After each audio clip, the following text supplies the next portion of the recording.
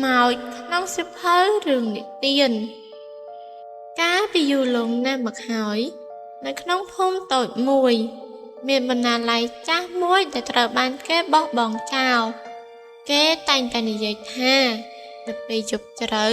មានពន្លឺភ្លើងភ្លឺចេញតាមបង្អួច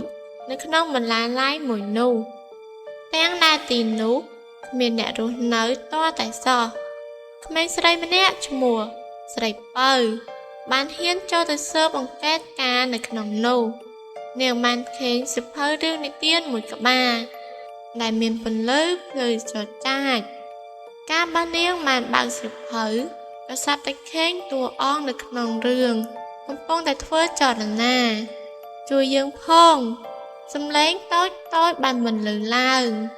ស្រីពៅបានក៏លេចមើលទៅកាន់តួអង្គនៅក្នុងសៀវភៅនាងបានឃើញតួអង្គមួយកំពុងតែក្រវីដៃសុំជំនួយតើមានរឿងអ្វីស្រីពៅបានសួរយ៉ាងភ្ញាក់ផ្អើលមានខ្មោចមួយបានចូលមកក្នុងរឿងរបស់យើងហើយយើងកំពុងតែបំភ័យរឿងទាំងមូលដែលនាងបានប្រាប់រំពេចនោះស្រមោលខ្មៅមួយបានលេចឡើងនៅក្នុងទំព័រសៀវភៅវាបានហាមនៅលើរឿងនិទានមួយទៅកាន់រឿងនិទានមួយទៀតបំលែងសេចក្តីសុខទៅជាសេចក្តីទុក្ខបំលែងសេចក្តីល្អទៅជាសេចក្តីអាក្រក់ស្រីពៅបានដឹងខ្លួនថាខ្លួនត្រូវតែជួយនាងបានចាប់ផ្ដើមអានសៀវភៅរឿងនិទាននោះឡើងមកវិញដោយសូត្រដោយចិត្តបរិសុទ្ធនាងបានអានរឿងនិទានព្រះនាងកង្រីរឿងសួស្តីមាសនិងរឿងអ្នកតាអ្នកតាំងដោយក្តីជឿជាក់ខ្មោចនោះក៏កាន់តែខ្សោយទៅនៅរាល់ពេលដែលនាងបានបញ្ចេញសម្លេងអានសៀវភៅនោះស្រីពៅបានសួរទៅកាន់ខ្មោចហេតុអ្វីបានជាឯងមកទីនេះខ្មោចបានឆ្លើយតបទាំងកំសត់ថាយើងធ្លាប់ជាអ្នកនិពន្ធរឿងមួយនេះតែត្រូវបានគេបំភ្លេចចោលឥឡូវនេះគ្មានកូនចៅណាចង់ស្ដាប់រឿងរបស់យើងទៀតនោះទេ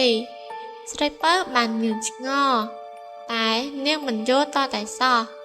នាងក៏បានអានរឿងខ្មោចទាំងនោះដែលធ្លាប់បាននិទានទោះបីជាវាគ្មាននៅក្នុងសៀវភៅក៏ដោយខ្មោចនោះបានស្រក់ទឹកភ្នែករួចក៏រលាយបាត់ទៅដោយសន្តិភាពចាប់តាំងពីថ្ងៃនោះមកស្រីពៅតែងតែអានសៀវភៅរឿងនិទានជារៀងរាល់យប់ដើម្បីកុំឲ្យរឿងណាមួយត្រូវបានគេបំភ្លេចចោលហើយបណ្ណាល័យចាស់នោះក៏លែងមានពន្លឺអ្វីចម្លែកទៀតនោះដែរព្រោះខ្មោចរឿងនិទានបានទៅកើតនៅក្នុងលោកថ្មីហើយស្រីពៅ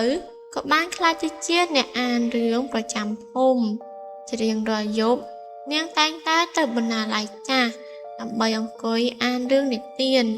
ឲ្យតួអង្គក្នុងសៀវភៅស្ដាប់តែក្នុងយប់មួយមានហេតុការណ៍ចម្លែកបានកើតឡើងនៅពេលដែលនាងបានបើកសៀវភៅរឿងព្រះអាទិត្យថ្មីរស័ព្ទតែឃើញទំព័រទាំងអស់សុទ្ធតែទទេគ្មានអក្សរគ្មានរូបរាងមិនមានអ្វីទាល់តែសោះនាងបានសួរទាំងភ្ញាក់ផ្អើលហេតុអ្វីបានជាដូច្នេះនៅរំពេចនោះព្រះនាងកង្រីដែលធ្លាប់ជួបកាលពីមុនក៏បានលេចរូបរាងឡើងនៅលើទំព័រទទេស្រីពៅមានរឿងអាក្រក់បានកើតឡើងហើយព្រះនាងកង្រីបាននិយាយទាំងសំឡេងញ័រស្រីពៅបានសួរមានរឿងអ្វីមានកម្លាំងអាក្រក់មួយកំពុងតែលេបត្របាក់នៅរឿងនិទានទាំងអស់វាបានចាប់ផ្ដើមពីរឿងដែលគេបានបំភ្លេចចោលហើយឥឡូវនេះវាបានរាលដាលមកដល់រឿងល្បីទៀតហើយស្រីពៅបានកលេចមើលនៅជុំវិញបានឃើញសៀវភៅផ្សេងទៀតកំពុងតែបាត់អក្សរបន្តិចម្ដងនាងបានលើសំឡេងយំសោកពីក្នុងសៀវភៅទាំងអស់នោះតើយើងត្រូវធ្វើដូចម្ដេចស្រីពៅបានសួរទៅនាងព្រះនាងកង្រីបានឆ្លើយអ្នកត្រូវតែចូលទៅក្នុងពិភពរឿងនិទានមានតែអ្នកដែលអានដែលមានចិត្តបរិសុទ្ធទេទើបអាចចូលមកជួយពួកយើងបានពេលនោះស្រីពៅមិនស្ទាក់ស្ទើរឡើយ នាងបានប៉ះទៅលើទំព័រសៀវភៅហើយរំពេចនោះក៏ត្រូវបានបើកចូលទៅក្នុងពិភពរឿងនិទាននៅក្នុងពិភពរឿងនិទានអ្វីៗគឺច្របូកច្របល់ណាស់ស្រីពៅបានឃើញតួអង្គពីរឿងផ្សេងគ្នាកំពុងតែដើរលេងឡំគ្នាដូចជាព្រះថោងកំពុងតែដើររកនាងនាគ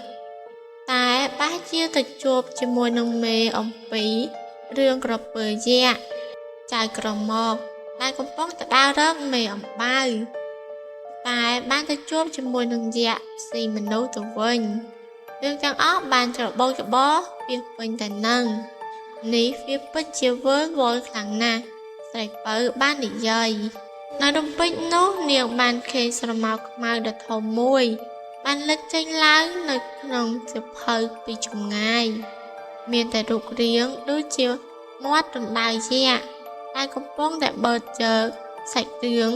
តួអង្គនិងពណ៌ចម្រុះពីពិភពរឿងនិទាននោះហើយគឺជារណ្ដៅនៃការបំភ្លេចព្រះនាងកង្រីបានប្រាប់វាបានកើតឡើងពីការភ្លេចភ្លាំងរបស់មនុស្សកាលណាមនុស្សកាន់តែភ្លេចរឿងនិទានរណ្ដៅនោះកាន់តែធំឡើងស្រីពៅបានដើរទៅមុខហើយបានឆ្លងកាត់នៅព្រៃរឿងនិទានឆ្លងកាត់ទន្លេទឹកដោះគោរហូតមកដល់មាត់រណ្ដៅបំភ្លេចនៅទីនោះ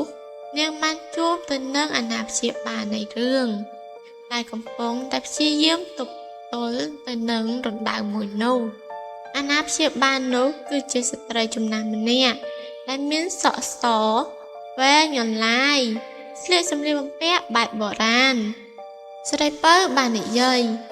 យើងដូចជាធ្លាប់ឃើញមុខឯងគឺជាខ្មោចអ្នកនិទាន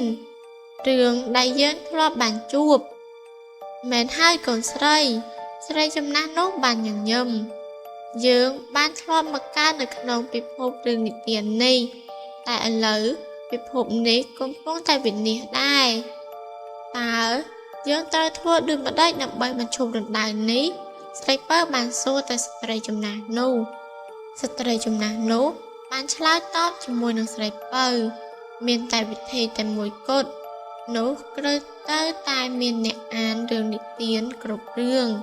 ទាំងចាស់ទាំងថ្មីទាំងល្បីទាំងការបំភ្លេចហើយយើងត្រូវតែអានឲ្យលឺដើម្បីឲ្យរឿងទាំងនោះបានរស់ឡើងមកវិញតែខ្ញុំមិនអាចអានតែម្នាក់ឯងបាននោះទេស្រីពៅបាននិយាយមានរឿងជាច្រើនណាស់បំពេចនោះស្រីពៅបាននឹកឃើញគំនិតមួយនាងបានសុំឲ្យអាណាព្យាបាលបញ្ជូននាងឲ្យត្រឡប់ទៅភូមិមួយសន្ទុះនៅក្នុងភូមិស្រីពៅបានរត់ចូលទៅក្នុងផ្ទះចាស់ទុំផ្ទះលោកគ្រូផ្ទះអ្នកគ្រូផ្ទះកូនក្មេងទាំងអស់នាងបានប្រាប់ហេតុការណ៍ដែលបានកើតឡើងដំបូងគ្រប់គ្នាមិនជឿនោះទេតែនៅពេលដែលឃើញសៀវភៅរឿងនិទានកំពុងតែបាត់អក្សរបន្តិចម្ដងគេក៏ព្រមជឿនៅល្ងាចនោះអ្នកភូមិទាំងអស់ទាំងក្មេងទាំងចាស់ទាំងប្រុសទាំងស្រីបានប្រមូលផ្ដុំគ្នាទៅក្នុងបណ្ណាល័យគ្រប់គ្នាបានអានសៀវភៅរឿងនិទានមួយក្បាលហើយមួយក្បាលទៀតស្រីពៅបានឈរនៅកណ្ដាលហើយបាននិយាយថាឥឡូវនេះយើងទាំងអស់គ្នាបានអានរឿងនិទានឲ្យលឺ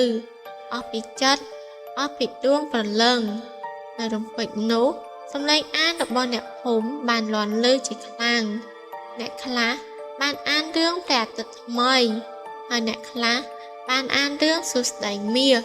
ហើយអ្នកខ្លះទៀតបានអានរឿងអ្នកតានិងមានរឿងថ្មីជាច្រើនដែលគេទើបតែនិពន្ធសំឡេងអានទាំងនោះបានហោះហើរពីពេញមេឃបានចូលទៅក្នុងពិភពរឿងនិទានទៅប៉ះទៅនឹងរណ្ដៅបំភ្លេចក៏ចាប់ផ្ដើមរួមតូចទៅតួអង្គនៅក្នុងរឿងក៏ចាប់ផ្ដើមត្រឡប់មកទីកន្លែងដើមវិញពណ៌ចម្រុះបានចាប់ផ្ដើមត្រឡប់មកក្នុងពិភពរឿងនិទានវិញអ្នកភូមិទាំងអស់ក៏បានអានចប់ក៏ស្រាប់តែមានពន្លឺពណ៌មាសបានចេញពីក្នុងសៀវភៅទាំងអស់ហើយបានហោះហើរពីពេញមេឃ ដែលធ្វើឲ្យរណ្ដៅបំភ្លេចនោះត្រូវបានរលាយបាត់បន្ទាប់ពីហេតុការណ៍នេះរួចអ្នកដែលជាអាណាព្យាបាលនៃរឿងនិទានបានលេចមកឡើងនៅលើមេឃហើយបាននិយាយថាអរគុណកូននិងអ្នកទាំងអស់គ្នាអ្នករាល់គ្នាទើបតែបានសង្គ្រោះពិភពរឿងនិទានចូលអ្នកចងចាំថារឿងនិទាននឹងរស់លុះត្រាតែអ្នកនឹងអាននិងនិទានវាជាបន្តបន្ទាប់ទៀតពីជំនាន់មួយទៅកាន់ជំនាន់មួយតាំងពីពេលនោះមកអ្នកភូមិបានក្លាយទៅជាភូមិដែលស្រឡាញ់នៃការអានរឿងនិទានជាងគេជារៀងរាល់យប់ថ្ងៃសៅរ៍គេតែងតែប្រជុំគ្នាអាននៅរឿងនិទានរឿងចាស់ទុំនិងរឿងថ្មីៗជាច្រើនទៀត